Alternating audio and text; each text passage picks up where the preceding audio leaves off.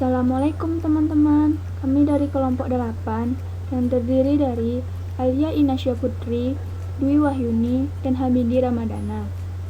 Di kesempatan kali ini kami akan menjelaskan sedikit tentang profesi akuntan publik dan kode etik akuntan. Baiklah, saya Dwi Wahyuni akan menjelaskan sedikit tentang organisasi akuntan publik. Organisasi akuntan publik terdiri dari Institut Akuntan Publik Indonesia, Ikatan Akuntan Indonesia, Pusat Pembinaan Profesi Keuangan, Kantor Akuntan Publik, dan Kantor Jasa Akuntan. Institut Akuntan Publik Indonesia dan Ikatan Akuntan Indonesia. Institut Akuntan Publik Indonesia adalah organisasi akuntan publik di Indonesia. IAPI didirikan pada tanggal 24 Mei 2007 melalui Rapat Umum Anggota Luar Biasa YAI. Saat ini, IAPI merupakan Associate Member of IFAK. Dalam Peraturan Menteri Keuangan Nomor 17/PMK.01/2008 disebutkan bahwa IAPI berwenang dalam 1. Melaksanakan ujian profesi akuntan publik.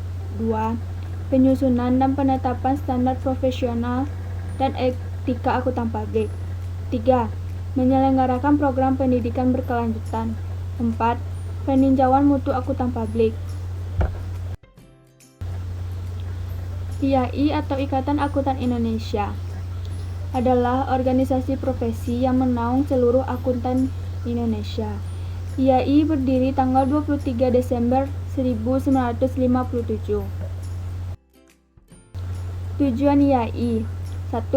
Membimbing perkembangan akuntansi serta mempertinggi mutu pendidikan akuntan. 2. Mempertinggi mutu pekerjaan akuntan. IAI berfungsi sebagai wadah komunikasi yang menjembatani berbagai latar belakang tugas dan bidang pengabdiannya untuk menjalin kerjasama yang bersifat sinergi secara serasi, seimbang, dan selaras. P2PK atau Pusat Pembinaan Profesi Keuangan adalah suatu unit di bawah naungan Sekretariat Jenderal Departemen Keuangan, memiliki tugas penyiapan rumusan kebijakan, pembinaan, pengembangan, dan pengawasan atas profesi keuangan yaitu akuntan, akuntan publik, teknisi akuntansi, penilai publik, dan aktuaris. Fungsi dari Pusat Pembinaan Profesi Keuangan. 1. Penyiapan perumusan kebijakan di bidang akuntansi, penilaian, dan aktuaria. 2. Penyiapan perumusan kebijakan di bidang profesi keuangan. 3. Pelaksanaan administrasi registrasi akuntan dan perizinan profesi akuntan publik, penilai publik, dan aktuaritas. 4. Pelaksanaan pengawasan atas profesi akuntan publik, penilai publik, dan aktuaritas.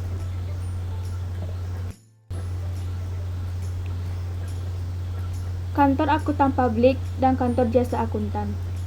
Kantor Akuntan Publik adalah suatu organisasi yang sudah mendapatkan izin sesuai perundang-undangan yang bertugas untuk melakukan audit terhadap laporan keuangan perusahaan atau entitas.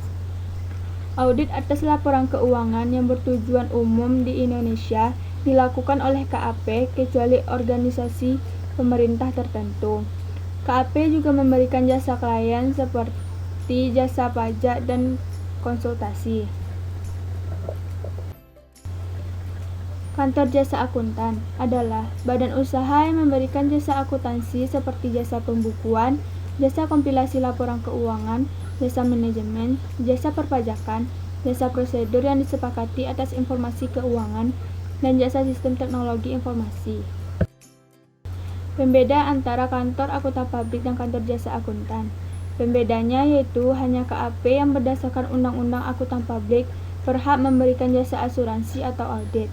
Sedangkan Kantor Jasa Akuntan lebih mengutamakan jasa di bidang non-ansurans seperti pembukuan kompilasi, laporan keuangan, sistem informasi akuntansi, perpajakan, dan lain-lain. Oke, sekian penjelasan dari saya. Penjelasan berikutnya akan dilanjutkan oleh rekan saya. Sekian, terima kasih. Baiklah, saya akan melanjutkan presentasi tadi, yaitu bagian kedua, profesi, etika profesi dan sertifikasi akuntan publik. Peraturan terkait profesi akuntan publik (IAI). Dasar hukum yang mengatur profesi akuntan publik dalam Peraturan Menteri Keuangan Nomor 154/01/2017, Peraturan Menteri Keuangan Nomor 155/PMK.01/2017, dan Peraturan Otoritas Jasa Keuangan Nomor 13/POJK. 03/2017. Peraturan internal IAPI diatur dalam 6 PP tahun 2016, 4 PP dan 5 PA tahun 2017, 1 PP dan 4 PA tahun 2018, 1 PA, 1 SE tahun 2019, yaitu dapat dilihat pada video berikut ini.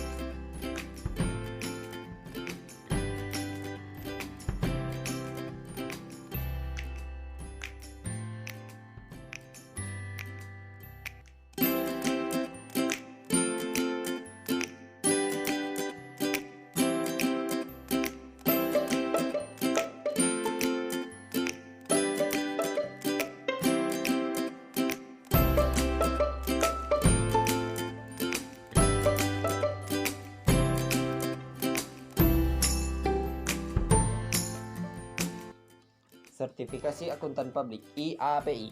Sertifikasi Public Accountant of Indonesia disingkat CPA of Indonesia atau CPA merupakan sebutan designation sertifikasi tertinggi profesi akuntan publik di Indonesia. Sertifikasi CPA di Indonesia merupakan sertifikasi berbasis kompetensi individu. Dengan demikian, basis penyerahan sertifikasi adalah dan akan selalu berbasis pada kompetensi yang dibutuhkan individu untuk berpraktek dan meningkatkan keahlian yang dibutuhkan untuk berprofesi dalam akuntan publik. Sertifikasi CPA of Indonesia merupakan satu-satunya sertifikasi akuntan publik di Indonesia yang diselenggarakan oleh Institut Akuntan Publik Indonesia (IAPI) sebagai satu-satunya asosiasi profesi akuntan publik sebagaimana dimaksud dalam Undang-Undang Nomor 5 Tahun 2011 tentang Akuntan Publik dan Peraturan Pelaksanaan melalui Keputusan Menteri Keuangan Nomor 443 KMK titik 01 2011 dan Peraturan Menteri Keuangan Nomor 17 KMK 01 2008.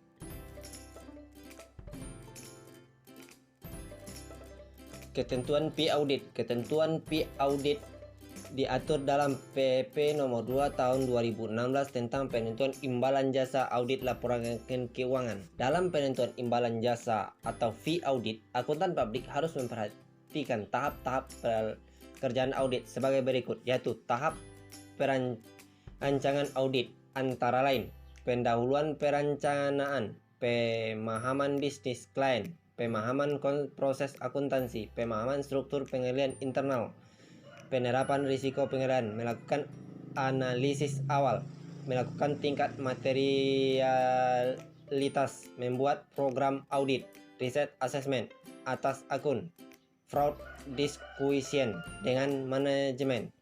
Tahap pelaksanaan audit antara lain pengujian pengendalian internal, pengujian substansi transaksi, proses analisis dan pengujian detail transaksi. Tahap pelaporan antara lain review kewajiban kontingensi, review atas kejadian setelah tanggal neraca, pengujian bukti final, evaluasi dan kesimpulan, komunikasi dengan klien, penerbitan laporan audit dan capital commitment. Selain itu, dalam menetapkan fee audit, akuntan publik harus juga mempertimbangkan hal-hal sebagai berikut. 1. Kebutuhan klien. 2. Tanggung jawab, tugas dan tanggung jawab sebagai menurut hukum. 3. Independensi. 3. Tingkat keahlian dan tanggung jawab dalam yang melekat pada pekerjaan yang dilakukan serta tingkat kompleksitas pekerjaan. Banyaknya waktu yang dibutuhkan dan secara efektif digunakan oleh akuntan publik dan stafnya untuk menyelesaikan pekerjaan dan basis penerimaan fee disepakati. Imbalan jasa dihubungkan dengan banyaknya waktu yang digunakan untuk menyelesaikan pekerjaan. Nilai jasa yang diberikan bagi klien atau bagi kantor akuntan publik yang bersangkutan. Terima kasih.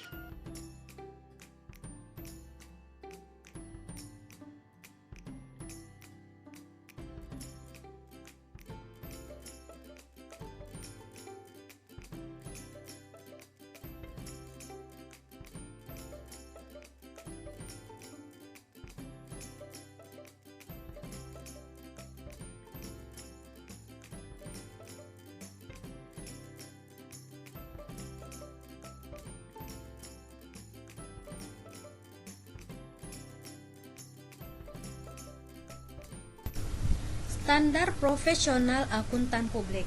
Standar Profesional Akuntan Publik disingkat dengan SPAP adalah kodifikasi berbagai pernyataan standar teknis yang merupakan panduan dalam memberikan jasa bagi akuntan publik di Indonesia. SPAP dikeluarkan oleh Dewan Standar Profesional Akuntan Publik Institut Akuntan Publik Indonesia atau yang disingkat dengan DSPAP IAPI. Standar Profesional Akuntan Publik adalah merupakan hasil pengembangan berkelanjutan standar profesional akuntan publik yang dimulai sejak tahun 1973. Pada tahap awal perkembangannya, standar ini disusun oleh suatu komite dalam organisasi Ikatan Akuntan Indonesia atau yang disebut dengan IAI, yang diberi nama Komite Norma Pemeriksaan Akuntan. SPAP merupakan kodifikasi berbagai pernyataan standar teknis dan aturan etika. Pernyataan standar teknis yang dikodifikasi dalam buku SPAP ini terdiri dari pertama, pernyataan standar auditing, kedua, pernyataan standar atestasi, yang ketiga, pernyataan jasa akuntansi dan review, keempat, pernyataan jasa konsultansi, kelima, pernyataan standar pengendalian mutu. Yang pertama, pernyataan standar auditing. Standar auditing merupakan panduan audit atas laporan keuangan historis. Standar auditing terdiri dari 10 standar dan dirinci dalam bentuk pernyataan standar auditing atau PSA. Dengan demikian, PSA merupakan penjabaran lebih lanjut masing-masing standar yang tercantum dalam standar auditing. PSA berisi ketentuan-ketentuan dan panduan utama yang harus diikuti oleh akuntan publik dalam melaksanakan perikatan audit. Termasuk dalam PSA adalah interpretasi pernyataan standar auditing atau IPSA, yang merupakan interpretasi resmi yang dikeluarkan oleh Dewan terhadap ketentuan-ketentuan yang diterbitkan oleh Dewan dalam PSA. Yang kedua, pernyataan standar atestasi. Standar atestasi memberikan rangka untuk fungsi atestasi bagi jasa akuntan publik yang mencakup tingkat keyakinan tertinggi yang diberikan dalam jasa audit atas laporan keuangan historis, pemeriksaan atas laporan keuangan prospektif, serta tipe perikatan atestasi lain yang memberikan keyakinan yang lebih rendah, atau review pemeriksaan dan prosedur yang disepakati. Standar atestasi terdiri dari 11 standar dan dirinci dalam bentuk pernyataan standar atestasi atau PSAT. PSAT merupakan penjabaran lebih lanjut masing-masing standar yang terdapat dalam standar atestasi. Termasuk dalam PSAT adalah interpretasi pernyataan standar atestasi atau IPSAT, yang merupakan interpretasi resmi yang dikeluarkan oleh Dewan terhadap ketentuan-ketentuan yang diterbitkan oleh Dewan dalam PSAT. Yang ketiga, pernyataan jasa akuntansi dan review. Standar jasa akuntansi dan review memberikan rangka untuk fungsi non-atestasi bagi jasa akuntan publik yang mencakup jasa akuntansi dan review. Standar jasa akuntansi dan review dirinci dalam bentuk pernyataan standar jasa akuntansi dan review atau PSAR. Termasuk di dalam pernyataan standar jasa akuntansi dan review adalah interpretasi pernyataan standar jasa akuntansi dan review atau IPSAR, yang merupakan interpretasi resmi yang dikeluarkan oleh Dewan terhadap ketentuan-ketentuan yang diterbitkan oleh Dewan dalam PSAR. Yang keempat, pernyataan jasa konsultansi. Standar jasa konsultasi memberikan panduan bagi praktisi yang menyediakan jasa konsultansi bagi kliennya melalui kantor akuntan publik. Jasa konsultansi pada hakikatnya berbeda dari jasa atestasi akuntan publik terhadap asersi pihak ketiga. Dalam jasa atestasi, para praktisi menyajikan suatu kesimpulan mengenai keandalan suatu asersi tertulis yang menjadi tanggung jawab pihak lain, yaitu pembuat asersi, yaitu asserter. Dalam jasa konsultansi, para praktisi menyajikan temuan, kesimpulan, dan rekomendasi. Sifat dan lingkup pekerjaan jasa konsultasi ditentukan oleh perjanjian antara praktisi dengan kliennya. Umumnya, pekerjaan jasa konsultansi dilaksanakan untuk kepentingan klien. Yang kelima, pernyataan standar pengendalian mutu. Standar pengendalian mutu memberikan panduan bagi kantor akuntan publik di dalam melaksanakan pengendalian kualitas jasa yang dihasilkan oleh kantornya dengan mematuhi berbagai standar yang diterbitkan oleh Dewan Standar Profesional Akuntan Publik dan aturan etika kompartemen akuntan publik yang diterbitkan oleh Kompartemen Akuntan Publik Ikatan Akuntan Indonesia. Sedangkan aturan etika yang dicantumkan dalam SPAP adalah aturan etika kompartemen akuntan publik yang dinyatakan berlaku oleh Kompartemen Akuntan Publik sejak bulan Mei 2000. Standar Profesional Akuntan Publik atau SPAP yang berlaku di Indonesia selama ini mengacu pada standar auditing dari Amerika. SPAP ini membagi standar auditing menjadi 3 bagian utama, yaitu standar umum, kedua standar pekerjaan lapangan, dan yang ketiga standar pelaporan. Selanjutnya, International Standard on Auditing atau ISA. International Standard on Auditing tidak membagi standar auditing dengan kategori seperti halnya SPAP. Pada ISA tidak ada standar umum, standar pekerjaan lapangan, dan standar pelaporan. Penyajian standar-standar yang ada di ISA sudah mencerminkan proses pengerjaan auditing. Pendekatan pekerjaan audit di ISA dibagi dalam 6 tahap. Tahap pertama dimulai dengan persetujuan penugasan atau Agreement of Management. Yang kedua, kemudian melakukan pengumpulan informasi, pemahaman bisnis, dan sistem akuntansi klien, serta penonton unit yang akan diaudit. Tahap ketiga adalah pengembangan strategi audit. Hal ini dilakukan dengan memperhatikan akses inherent list. Tahap selanjutnya adalah execute the audit, yaitu mulai melaksanakan audit. Pada saat melaksanakan audit, maka akan dilakukan test of control, substantive and analytical procedure, and other substantive procedure. Tahap kelima mulai membentuk opini. Dan tahap terakhir adalah membuat laporan audit. Dari keenam tahapan pekerjaan audit yang diatur dalam ISA tersebut sepertinya tidak jauh berbeda dengan pengaturan dalam SPAP yang menjadi pedoman audit bagi KAP di Indonesia. Standar audit. Standar auditing terdiri dari 10 standar dan semua pernyataan standar auditing atau PSA yang berlaku. 10 standar auditing dibagi menjadi 3 kelompok. Pertama, standar umum, yang kedua, standar pekerjaan lapangan, dan yang ketiga, standar pelaporan. Standar umum mengatur syarat-syarat diri auditor. Standar pekerjaan lapangan mengatur mutu pelaksanaan auditing, dan standar pelaporan memberikan panduan bagi auditor dalam mengkomunikasikan hasil auditnya melalui laporan audit kepada pemakai informasi keuangan standar auditing yang telah ditetapkan dan disahkan oleh Ikatan Akuntan Publik. Dalam pernyataan standar auditing PSA nomor 01 SA seksi 190, standar auditing disajikan berikut ini. Pertama, standar umum. Standar umum ini terbagi atas 3. Yang pertama, audit harus dilaksanakan oleh seorang atau lebih yang memiliki keahlian dan pelatihan teknis cukup dalam auditor. Yang kedua, dalam semua hal yang berhubungan dengan perikatan, independensi dalam sikap mental harus dipertahankan oleh auditor. Dalam pelaksanaan audit dan penyusunan laporannya, auditor wajib menggunakan kemahiran profesional dengan cermat dan seksama. Yang kedua, standar pekerjaan lapangan. Standar pekerjaan lapangan juga terbagi atas 3. Pertama, pekerjaan harus direncanakan sebaik-baiknya dan jika digunakan asisten harus disupervisi dengan semestinya.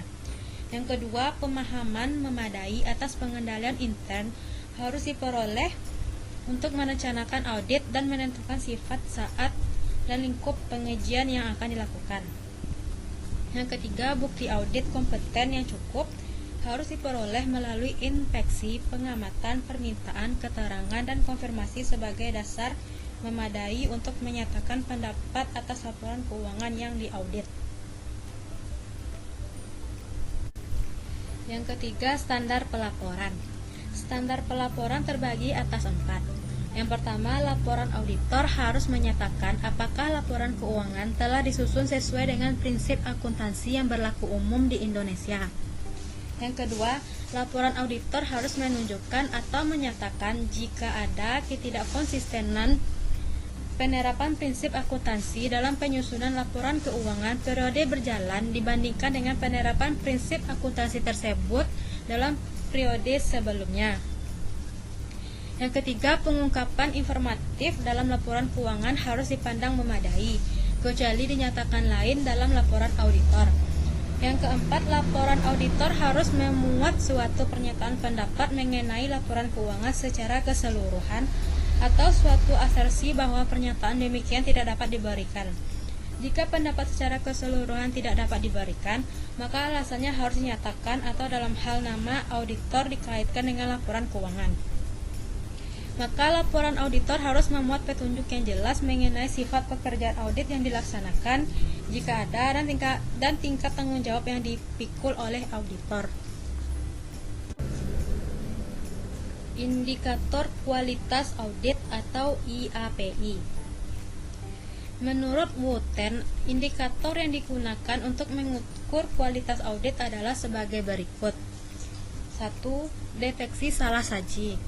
Dalam mendeteksi salah saji, auditor harus memiliki sikap skeptisme profesional, yaitu sikap yang mencakup pikiran yang selalu mempertanyakan dan melakukan evaluasi secara kritis bukti audit. Salah saji dapat terjadi akibat dari kekeliruan atau kecurangan.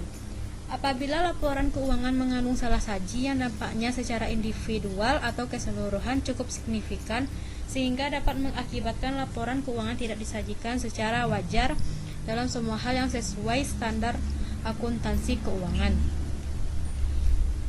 2. Kesesuaian dengan standar umum yang berlaku. Standar profesi akuntan publik atau SPAP adalah acuan yang ditetapkan menjadi ukuran mutu yang wajib dipatuhi oleh akuntan publik dalam pemberian jasanya atau Undang-Undang Nomor 5 Tahun 2011. Auditor bertanggung jawab untuk mematuhi standar auditing yang ditetapkan Ikatan Akuntan Indonesia. Aturan etika kompartemen akuntan publik mengharuskan anggota Ikatan Akuntan Indonesia yang berpraktik sebagai auditor mematuhi standar auditing jika berkaitan dengan audit atas laporan keuangan. 3. Kepatuhan terhadap SOP. Standar operasional perusahaan adalah penetapan tertulis mengenai apa yang harus dilakukan, kapan, di mana, oleh siapa, bagaimana cara melakukan, apa saja yang diperlukan, dan lain-lain. Yang semuanya itu merupakan prosedur kerja yang harus ditaati dan dilakukan. Dalam pelaksanaan audit atas laporan keuangan, auditor harus memperoleh pengetahuan tentang bisnis yang cukup untuk mengidentifikasi dan memahami peristiwa, transaksi, dan praktik yang menurut pertimbangan auditor kemungkinan berdampak signifikan atas laporan keuangan atau atas laporan pemeriksaan atau laporan audit. Selanjutnya, menurut Jun Marpaung dan Setiawan, indikator yang digunakan untuk mengukur kualitas audit adalah sebagai berikut. Pertama, melaporkan semua kesalahan klien. Kedua, pemahaman terhadap SIA klien. Ketiga, komitmen dalam menyelesaikan audit. Keempat, berpedoman pada prinsip akuntansi dan prinsip audit. Kelima, tidak percaya begitu saja pada pernyataan klien. Keenam, sikap hati-hati dalam pengambilan keputusan. Adapun menurut Standar Pemeriksaan Keuangan Negara atau SPKN dalam Ahmad Anwar, indikator kualitas audit adalah sebagai berikut. Pertama, tepat waktu. Kedua, lengkap. Ketiga, akurat. Keempat, objektif. Kelima, meyakinkan. Keenam, jelas. Dan ketujuh, ringkas.